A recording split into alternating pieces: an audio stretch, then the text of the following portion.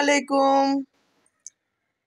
এই গরমে যখন কিছুই খেতে ভালো লাগে না তখন মুখে স্বাদ লেগে থাকার মতো একটা মজার রেসিপি আজকে আমি রান্না করতেছি করলা আলু দিয়ে শিং মাছের ঝোল। আর এই জন্য শিং মাছটা আমি সুন্দর করে তেলের মধ্যে ভেজে নিচ্ছি। শিং মাছটা এখানে আমি খুব সুন্দর করে ভেজে নেব।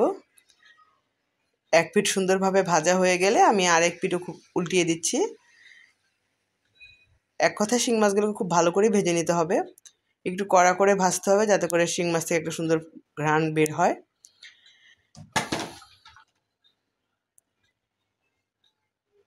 এই পর্যায়ে শিং মাছগুলো আমার ভাজা হয়ে গিয়েছে, এখন আমি শিং মাছগুলোকে তুলে নিব।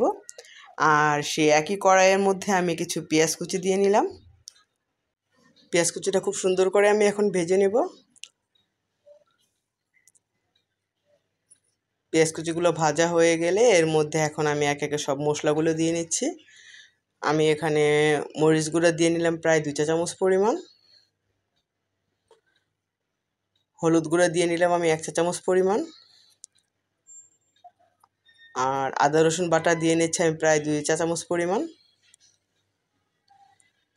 আর লবণ দিয়ে নিব আমি এখানে স্বাদ মতো। এখন মশলাটাকে খুব সুন্দর করে আমি ভুনে নিব।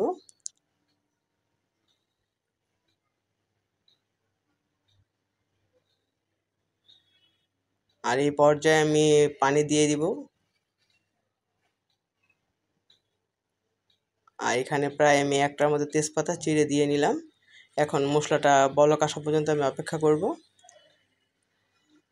আর বলকটা চলে আসলে আমি এর মধ্যে আগে থেকে কেটে রাখা ফালি করে কেটে রেখেছিলাম আমি আলুগুলোকে, সেই আলুগুলোকে আমি কষিয়ে নিব।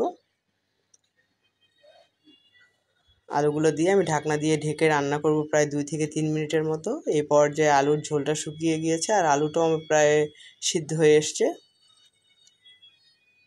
এখন ঝোলের জন্য আমি এখানে প্রায় 1.5 কাপ পরিমাণ গরম পানি দিয়ে নিব।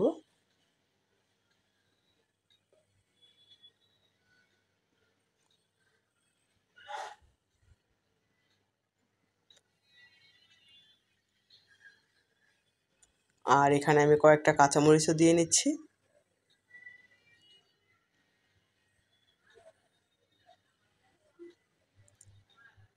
এখন ঢাকনা দিয়ে বলক আসা পর্যন্ত আমি রান্না করে নিব। এই তো আমার খুব সুন্দরভাবে বলক চলে এসছে। এখন এই পর্যায়ে আমি আগে থেকে ভেজে রাখা শিং মাছগুলো এখানে দিয়ে নিব। শিং মাছগুলো দিয়ে আমি খুব ভালো করে তরকারির সাথে মিশিয়ে নিচ্ছি।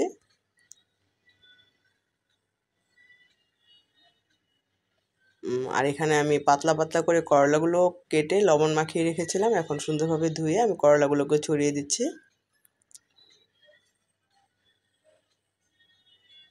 করলাগুলো দিয়ে আমি এভাবে প্রায় 3 থেকে 4 মিনিট রান্না করব।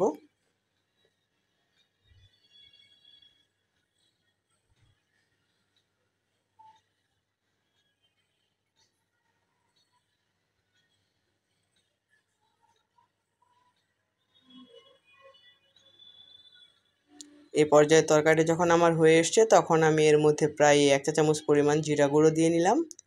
আর নামানোর আগে কিছু পেঁয়াজ বেরেস্তা আমি দিয়ে নিব, এতে করে খুব সুন্দর একটা ফ্লেভার পাওয়া যাবে। আর এখন এখান থেকে আমি তেজপাতাগুলো সুন্দর করে উঠিয়ে ফেলছি।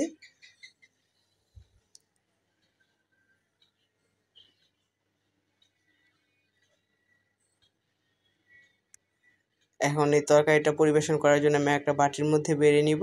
আর এই তো পরিবেশন করব মজাদার করলা দিয়ে শিং মাছ। আল্লাহ হাফেজ।